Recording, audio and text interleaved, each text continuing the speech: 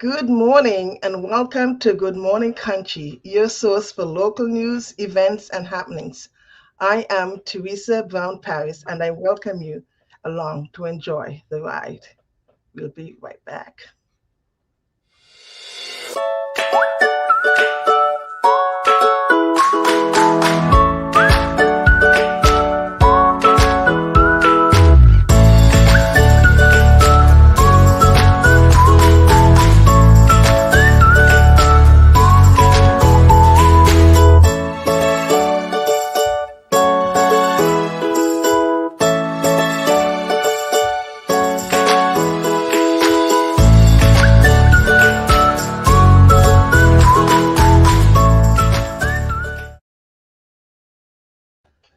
So, welcome back to Good Morning Country. This is our first show for the year 2022. I'm so glad you're here.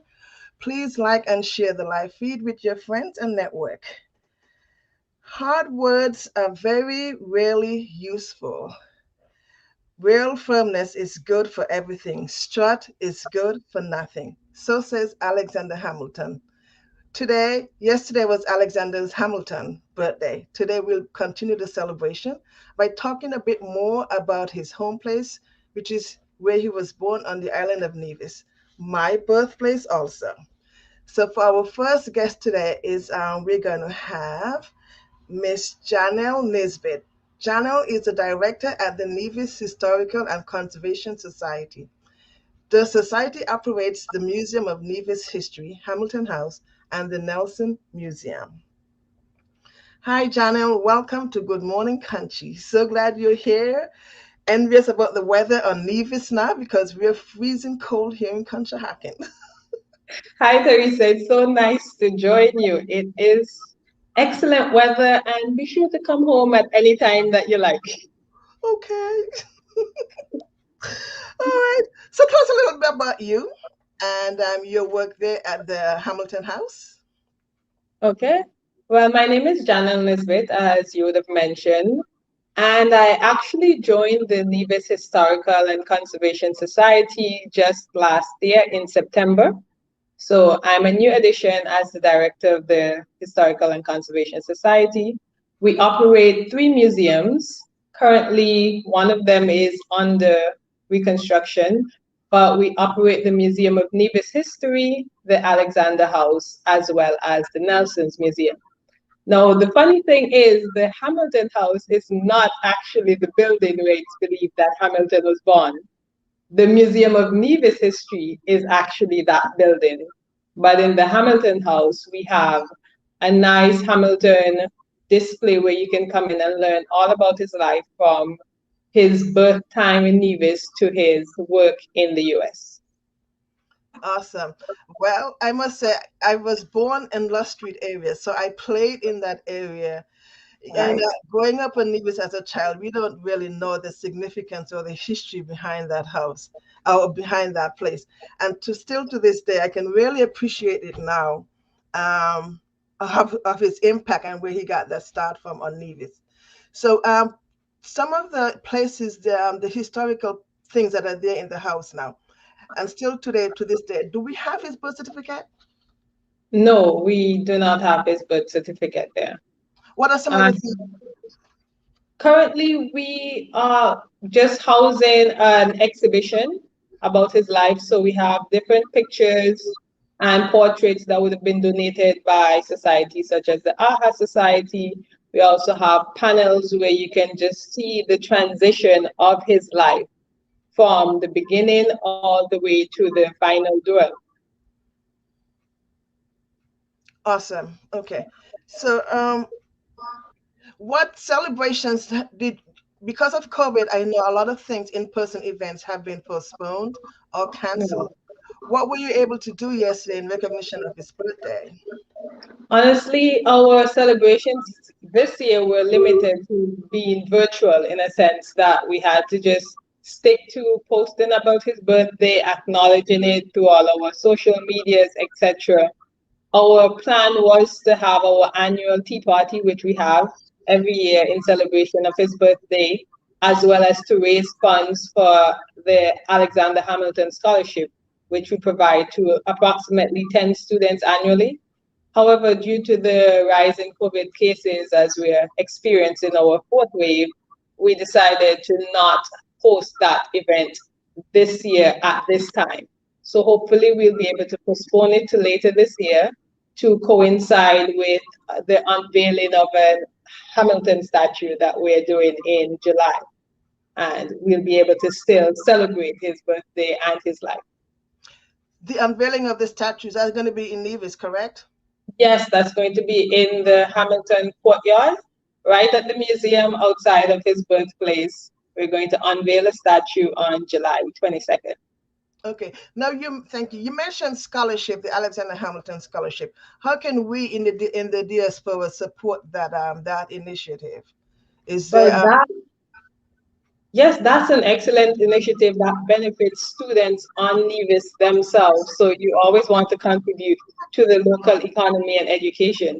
And the best way that individuals in the diaspora can do that is to visit our website for the Nevis Historical and Conservation Society. And on our website, we have a link where you can make donations or become a member. In addition to that, if you don't recall that information, you can send us a message on Facebook or just reach out to us in any form or fashion, and we'd be able to tell you how you can contribute and donate to that. Okay, awesome. One thing that I do know for sure, the use of Alexander Hamilton's museum is that the museum is on the first floor, and on the second floor sits the local government. Yes. So talk a little bit more about not that, but the relation to that. Are the hours open for tours during that time when the assembly sits?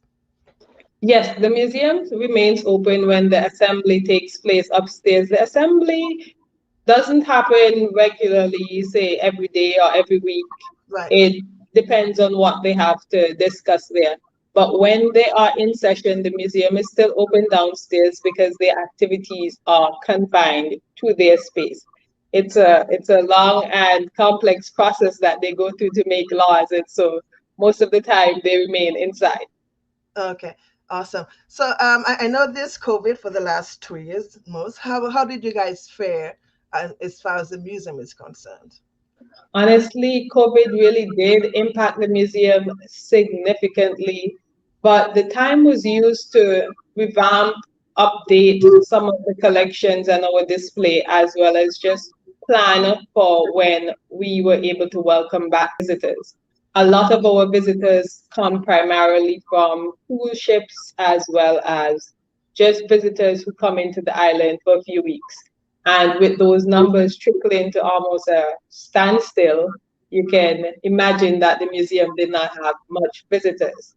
But it did give an opportunity to refocus and encourage locals to come into the museum as well and appreciate what we have here to offer as well. Awesome.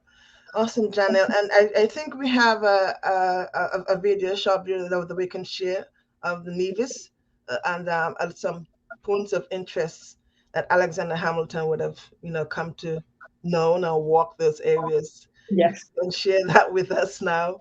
Just a moment. And thank you so much for being here with us, Janelle. We really appreciate it. What one thing that you would like for our followers to know or to do in appreciation of Alexander Hamilton, so we can keep this going for the folks there in St. Kitts? If I would say to do one thing in appreciation of Alexander Hamilton, it would be to book a flight and visit Nevis. He did not get the chance to return, so you should definitely come and visit on his behalf.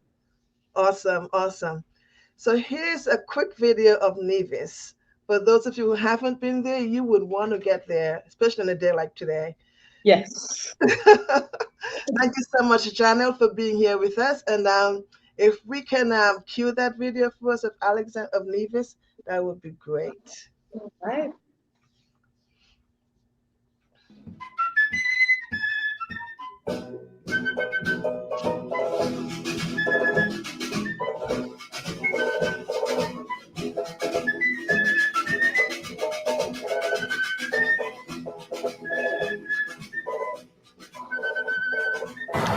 Greetings Greetings, everyone, and welcome to Nevis. My name is Jamila Clapp, and I have lived here in Nevis my entire life. I work here at the Nevis Historical and Conservation Society, and I'm very pleased to tell you about some of the highlights of Alexander Hamilton's life as a young boy here in Nevis. Alexander Hamilton, one of the most significant historical figures who has an important connection to Nevis history.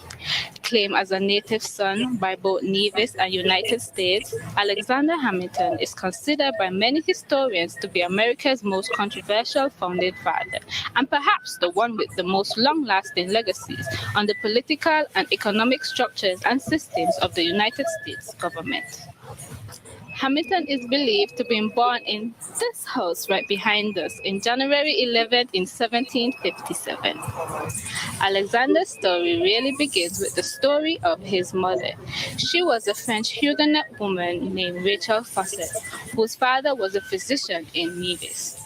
Rachel's parents were married at St. George's Parish here in Nevis. Rachel was married off when she was only 16 to Johann Michael Lavian, a Danish merchant living in Nevis. They eventually moved to and settled in St. Croix and had one son named Peter. By most accounts, Lavian was an abusive husband. The marriage was unhappy. 5 years after the birth of their son, her husband had her arrested and put in prison. When she got out, her mother helped her to flee to Nevis, leaving Peter behind with his father. Rachel's family had a home on a seaside lot here in Charleston, and Rachel soon became involved with a Scottish trader named James Hamilton. Alexander and his older brother James were products of Rachel and Hamilton's affair, and they bore the stigma of having been born out of wedlock. The Anglican Church here in Nevis denied membership to Alexander and James Hamilton Jr., which would have been included an education in the church school. Because their parents were not legally married, instead, they received individual tutoring and classes in private school led by a Jewish headmistress. Alexander supplemented his education with a family library of 34 books. James Hamilton eventually took the young family to St. Croix, but abandoned them a year later when Hamilton was still young, leaving Rachel and her two sons destitute.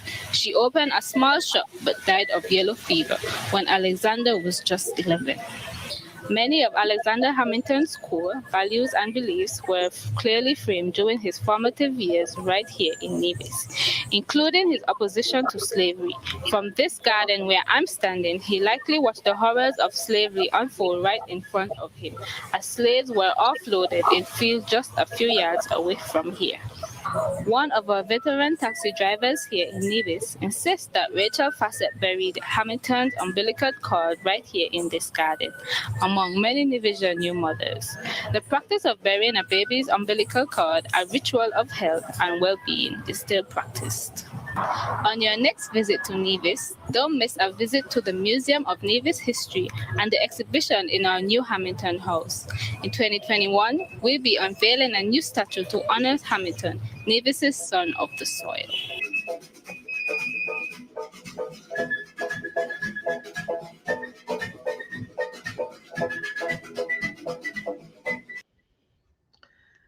I still get chills looking at that video because the St. Paul's Anglican Church is the church that I was christened and baptized in. I still attend that church, still a member, even though I'm in the diaspora. And Happy Hill Alley, I've played all along that alley, not knowing slaves were bought and sold there. Anyhow, welcome back to Good Morning Conshy. Now, next up, we're gonna have our host, our guest, Sergio Villa Venciero, and Sergio is the vice president of the Alexander Hamilton Awareness Society, that's based out of New York, a nonprofit dedicated to serving as a resource for factual, well-researched information on Alexander Hamilton and the founding area. Welcome, Sergio. Good morning, Welcome, Tracy. welcome, welcome. Thank you for having me. My pleasure. I'm glad you're here. So now that we have learned where Alexander Hamilton was born, now we are going to pick it up for us to tell us when he left Nevis and his journeys through to the United States of America. Tell us a little bit more about you and how you got involved with the AHA Society. I was born in Peru, South America.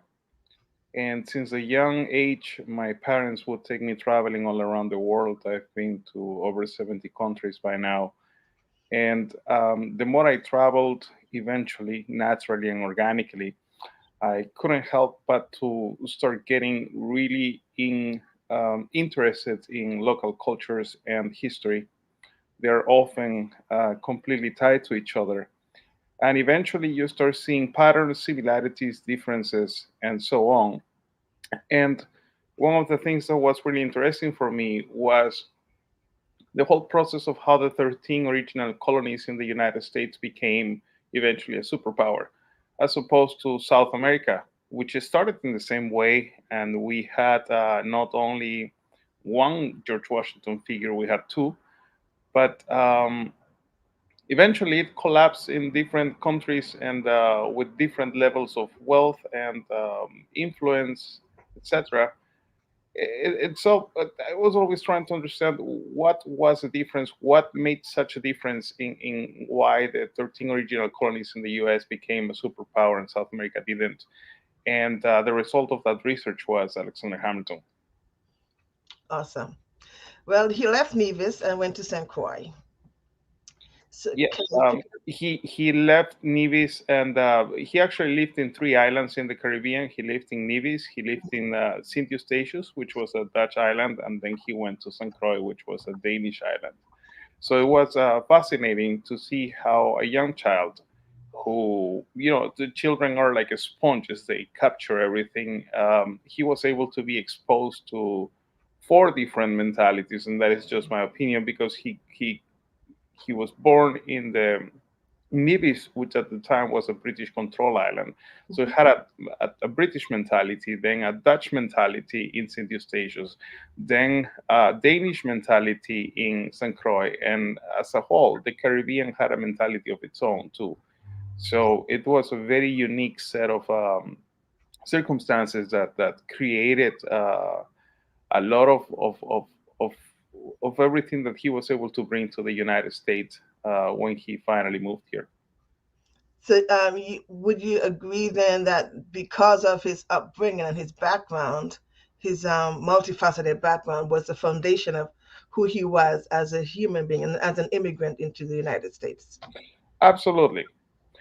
So historians have delved into pretty much every aspect of Alexander Hamilton's life, but there is an aspect that is not so much explored, and that is the fact that he was an immigrant. And being an immigrant is actually extremely relevant and important to the way in which he was able to contribute and to contribute to the United States, his new home. Um, I have to explain something so it all makes sense.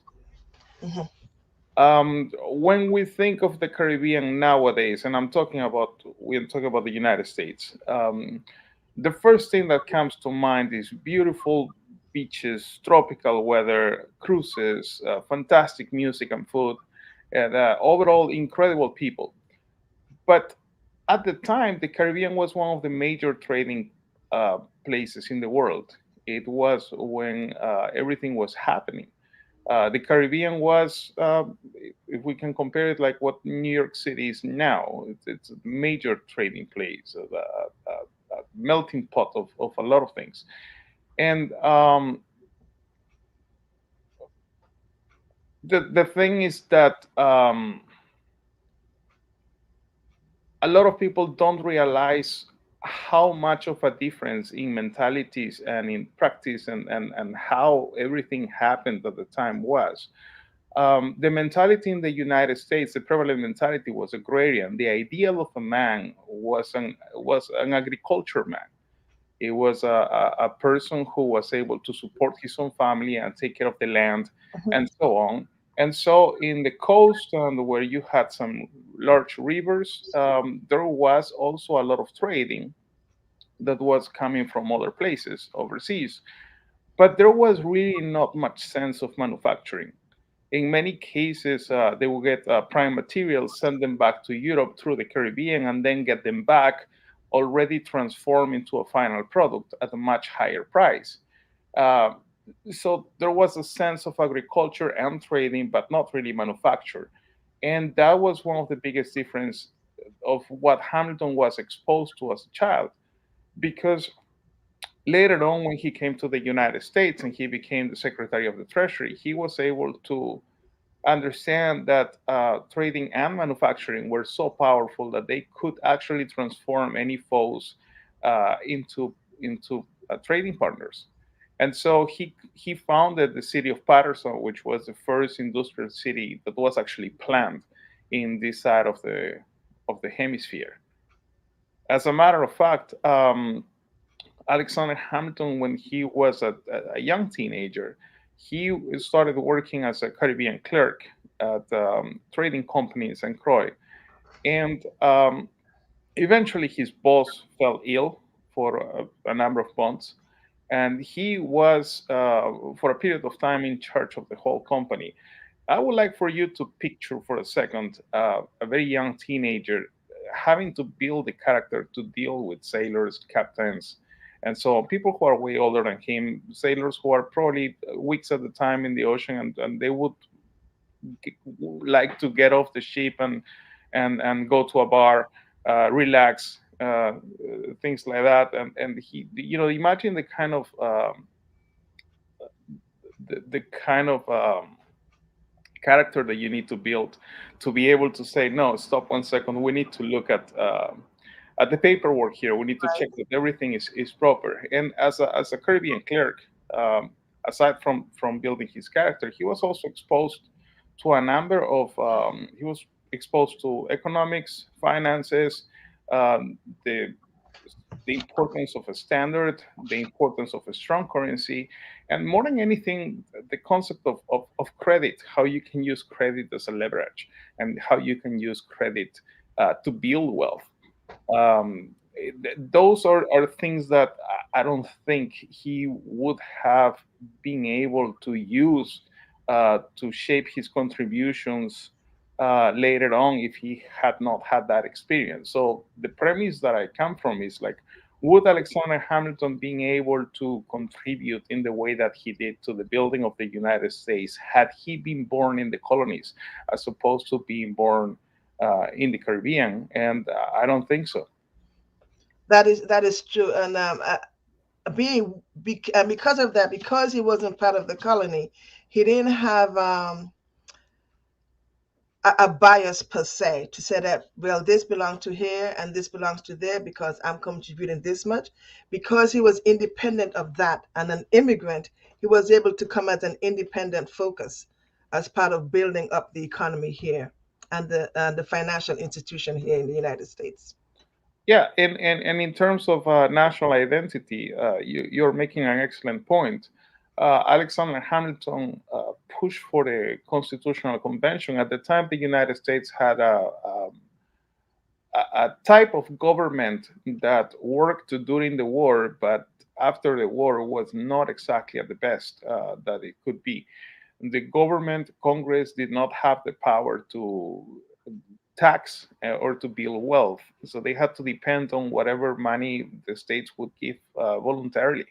And again, um, this is where what you said is very important, because at the time, nowadays, a lot of people like to think that back then everybody was in the same page, completely in agreement of what should be done, etc. But there's nothing more far from reality. For a long period of time, there was absolutely nothing united about the United States. Mhm. The reality was that people were their state identity first, and only later someone who belonged to the country.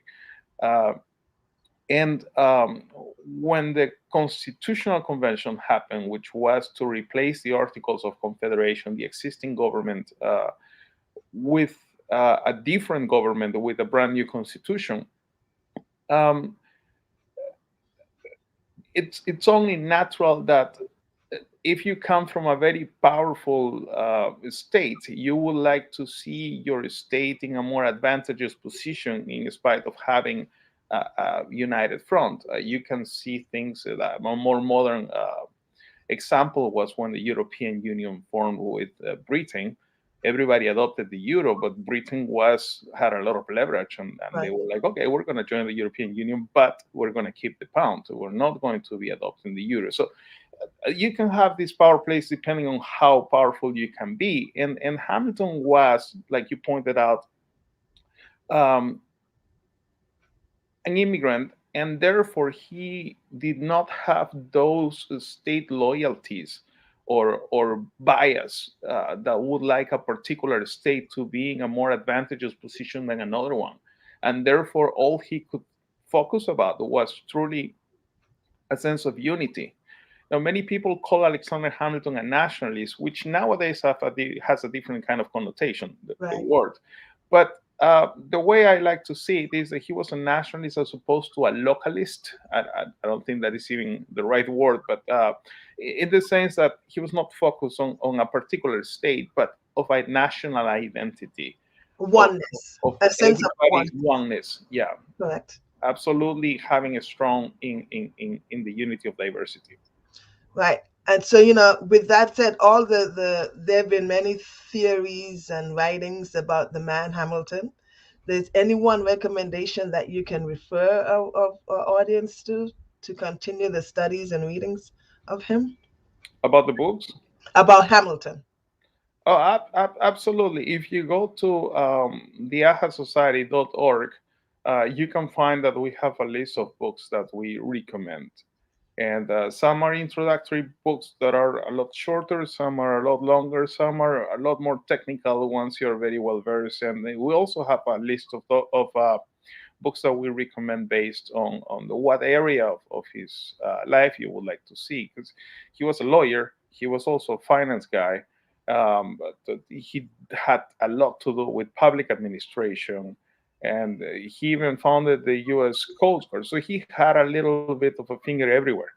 That is what's so fascinating about him. And going back to what I was saying about how he was only able to contribute in the way that he did with so much richness is because of his upbringing in the Caribbean. As a matter of fact, his son, in one of the books that he wrote, he would mention how his father mentioned with a smile how um, his time in the Caribbean was the most useful part of his education. Awesome. Well, Sergio, thank you so much for visiting us here at Good Morning Country. Any final words you have?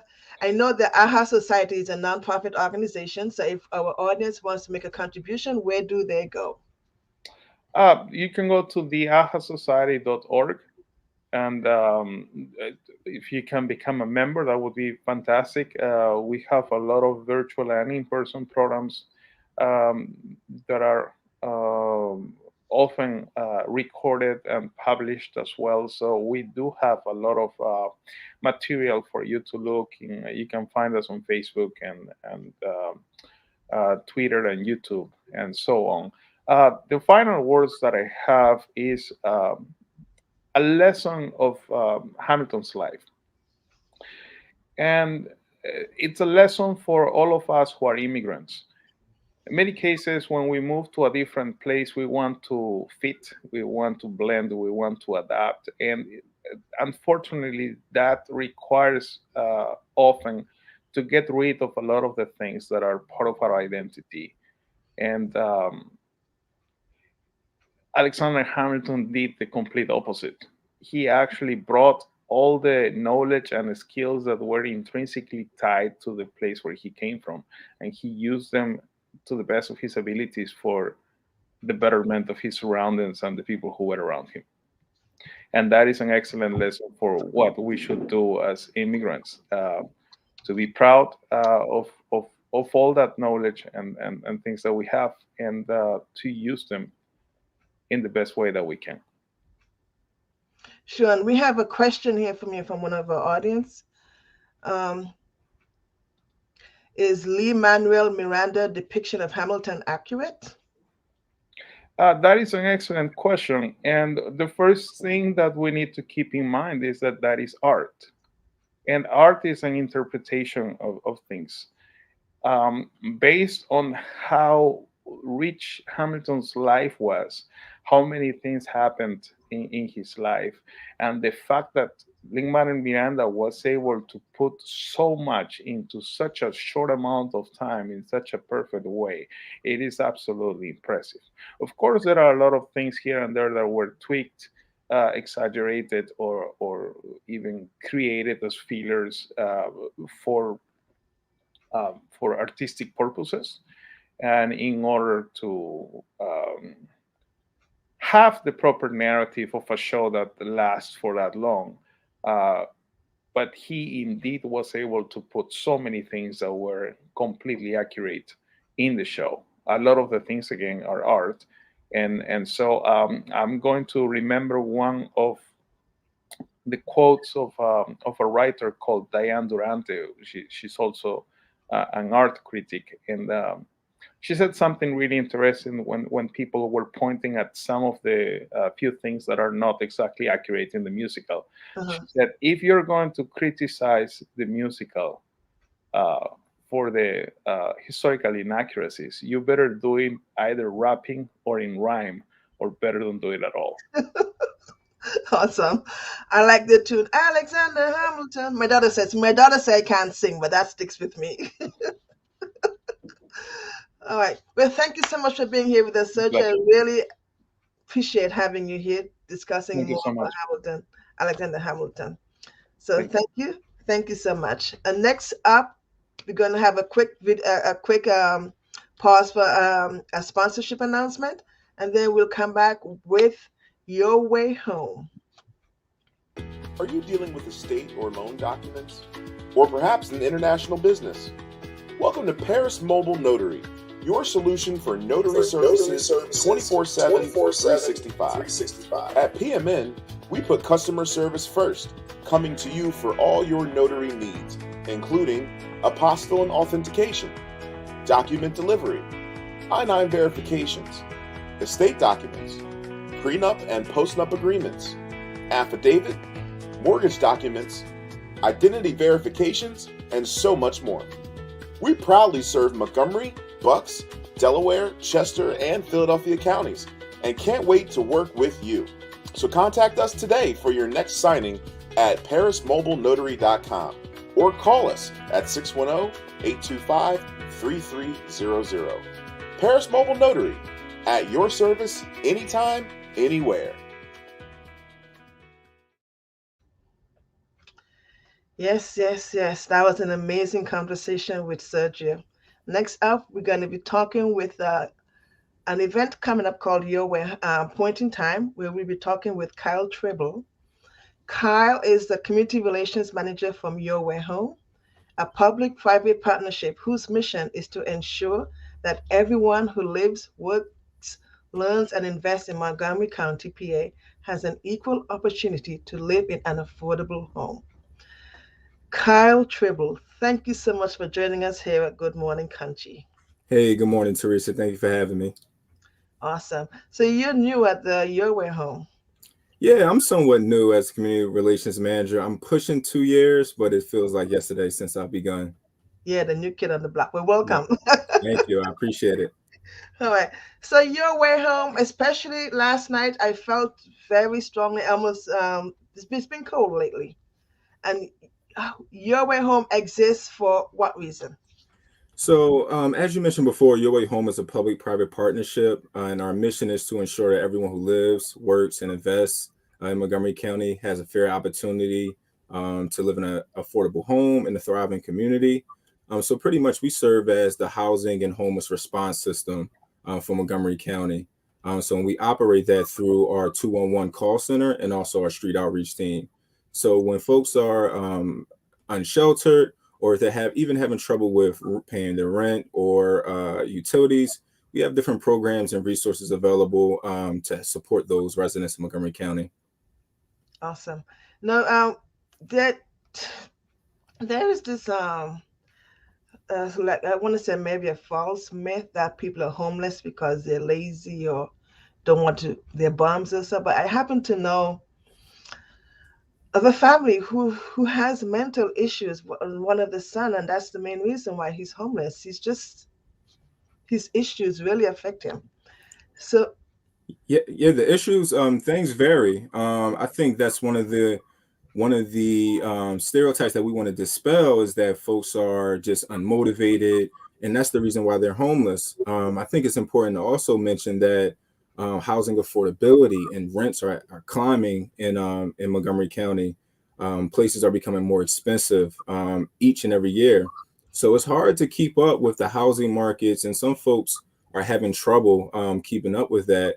You also mentioned things such as mental health and things of that nature. So there's a whole host of things on why folks may become homeless, and I think we need to come together as a community just to pretty much address these issues together. And that's pretty much what Your Way Home has been doing.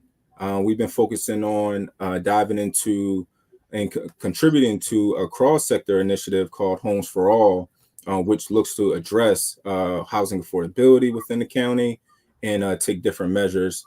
And we also are trying to just try our best to keep folks are in their homes. So that's where our emergency rent and utility assistance comes in. So before folks even reach eviction or anything like that, we want to make sure that they have the resources they need to pay their bills and also pay their rent.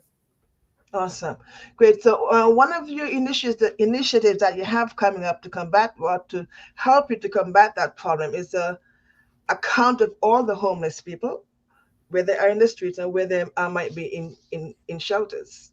Yep, absolutely. So you're referring to the point in time count, which is also for the audience. Point in time count is mandated by HUD, the federal government, which encourages and mandates that folks, COCs, which are planning bodies for the housing and homeless systems across the country. So the plan is to get a snapshot of how many people are homeless within these areas, and we'll be doing that for Montgomery County. The point in time count pretty much is going to be on January 25th from 6 to 10. And what we're asking volunteers to do, those who have signed up, we're just pretty much asking them to survey, count, and look to support the unsheltered population on that night. So the one reason that the point in time count is so important is because it gives us live data at that point, at that instance. So at the end of the night, we'll know through our data and through our encounters what homelessness actually looks like in Montgomery County. And that's extremely important so we can know what we're facing and where we need to make adjustments going forward. So that's a definitely a mandatory event by HUD that is able to provide us a lot of data and a lot of information on where we need to go. Okay. Now, is this part of a national event? Is this a national? Okay. Yes. So HUD mandates all continuums of care slash COCs, which are just pretty much governing bodies that plan housing and homeless services. They mandate that each year annually that communities go out and survey, count the homeless population. So we'll also be doing a count internally within our providers and our partners that we work with that are in shelter. But the point in time count as the event goes, we're looking to engage the unsheltered population. So that's where all of our volunteers come in, and we'll be surveying every part of the county, which includes Norristown, the Norristown, Bridgeport area, King of Prussia, all the way down to places like Abington, Willow Grove, and Lower Marion. Okay, one might ask, how is that different to the census? Well, the census is 10 years, and this is every year. So do we? Yeah, so it's a little different from the census. I think it has a different motive. So our motive is to make sure that we can grasp and understand with data who is homeless within these areas. So we'll get a count within a certain amount of time. Well, we'll get a count that night. We'll bring the data in, and then we'll count it up internally, and then we'll know how many folks were homeless that we found that night. So it's important to do this every year, as it is mandated by HUD, just so we know each year what goals do we need to set. How are we doing better? Do we need improvements elsewhere? So it helps us and communities like us across the country get a better idea each year of what we need to do to support the homeless population. Does that affect the federal resources that we would have available to us? It does. So if again, it makes with the data points and having those hard numbers, that does relate directly to our funding and the support that we receive. So if we are doing maybe worse than last year, or we're doing better, we can let HUD know that, and they'll make the decision on how much funding and things of that nature we'll receive in the future. So it also helps us internally, but it also helps HUD make the decision on funding and other things of that nature and resources. Okay. So when do we hope you will have the raw numbers on the night? Once you've got those numbers, do you share those numbers with the community? Is the Yeah. community allowed to engage in some way? Yep, we typically do. So our plan is to also just share those numbers. We also encourage, if you are interested into the numbers, into our work and what we do, I would encourage folks to, as you see, follow us on Twitter, follow us on Facebook, and also reach out to us directly through our website at yourwayhome.org.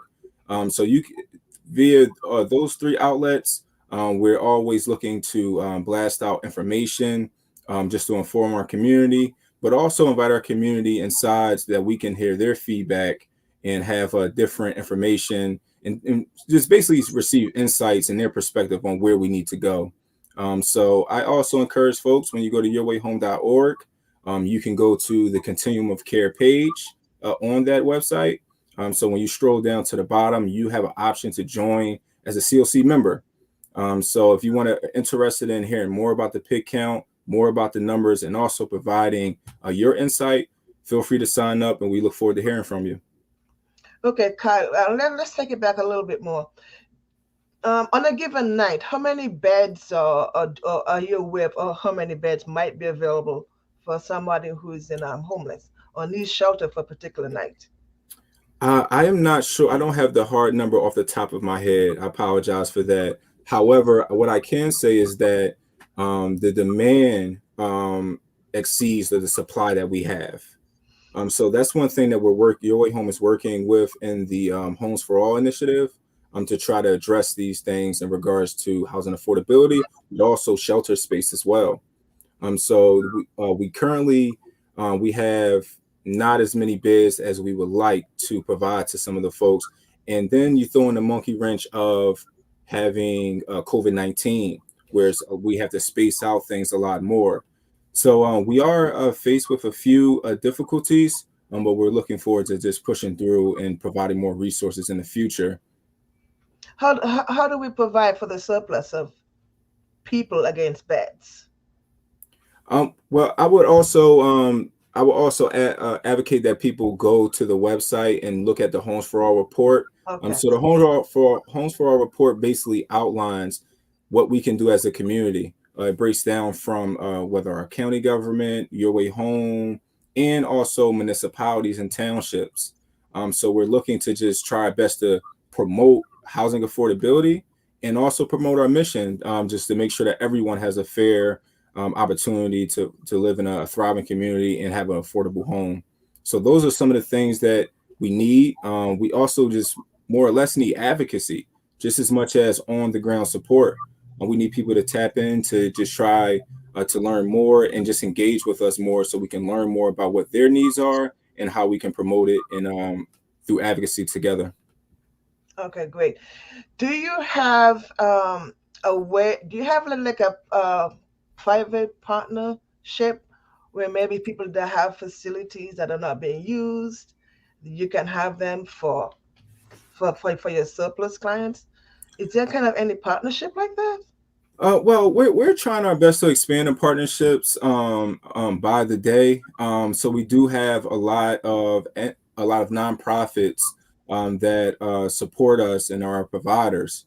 But also too, some of the things that we face are quite frankly around zoning issues. You can't open a shelter just anywhere. Right. And that needs local and township and borough approval. So those are some of the things that we need, and we also need the understanding of the community to understand that this is a very important issue that we're facing, and that we do need shelter space and affordable housing in a lot of areas throughout the county. So yes, to answer your question, we do have a lot of partners who do provide through shelters and whatnot, but we're always looking to gain more. One of the things that I saw a couple of days ago, is that with the couple cold snaps we've had, I've seen a few churches open up their doors for the homeless to come in and just be someplace warm. I thought that was really cool. Yeah, absolutely, and we're very appreciative to all the faith-based organizations that have contributed in Montgomery County, even from the local businesses that have donated for the point in time count. We've received the overwhelming support, and we're just interested just to continue the support, continue the work, and also just continue pushing for advocacy for affordable housing and support across the board for our Awesome. residents. Awesome, awesome. Well, thank you so much, Kyle. We really appreciate having you here. Please stay with us, stay with me here for a moment. We'll come back for about events that's coming up. And Sounds good. Thank you for okay, having me. all right, one moment. Zach, let's screw it up. So our coming up events, next we have on the 16th, which is this upcoming Sunday. We're going to have the Northway monthly breakfast meetup. That's going to be at Andy's Diner, 505 Rich Pike in Conshy. You can RSVP at bit.ly/Northway meetup and RSVP from there. Next up, we have the MLK Freedom Run. That's coming up on Monday, and that's sponsored by the Montgomery County Bail Fund. That is from 10 a.m. to 2 p.m. It's free, but there's a donation of $50. You get a run T-shirt, and there are other tiers of sponsorships that you can provide for them. The link is in the comments to register. I mean, the link is in the comments for you guys to register and also to make your donations if you're so inclined. Our next event we have coming up is the vaccine booster that's being sponsored by the Colonial School District. That's going to be at the Plymouth White Marsh High School. It's going to be in the North Gym, and that's on the 19th of January from 3:30 to 5:30 p.m. Available will be booster vaccinations for students ages 12 and up. You can also get your first shot there too if you want that, if you haven't had a first shot yet. You can register. And then next, now we have Point in Time. Kyle did mention that, but he's going to talk more about that in right now. And that's going to be on the 25th. Kyle, tell us what we need to do for the Point in Time, because there is a training session that's coming up, correct? Yes. So we are very pleased that we received in our registration about 150 volunteers signed up. Yes. So we are very happy about that. So for those who, if you have registered for the point in time count and you have not received any correspondence from me at all, one of the things that you can do, there's a survey to complete so we can know where to place you and which outreach team throughout the county. So I'll be able to share that link. But if you haven't received the link and you would like to receive the survey link to complete to join the outreach team, you can always email me first letter K with my last name Tribble at moncopa.org and let me know. Shoot me an email and I'll be sure to reach back out and make sure you're on the team. Awesome. Thank you. And that's going to be in the night of January 25th from 6 p.m. to 10 p.m. And there's Kyle's email address, ktribble@moncopa.org. All right, Kyle, thank you so much for being here with us here at Good Morning Country. Thank You you. have to come back after the count. Let us know how it went. Share some of your numbers if you're able to. Absolutely. Sounds good. All right. And to you, our audience, thank you so much for being here with us at Good Morning Country. We appreciate having you here.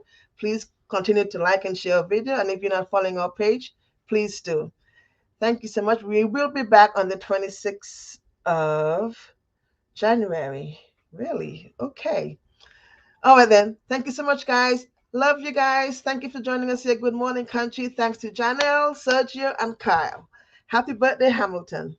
Bye. Peace out.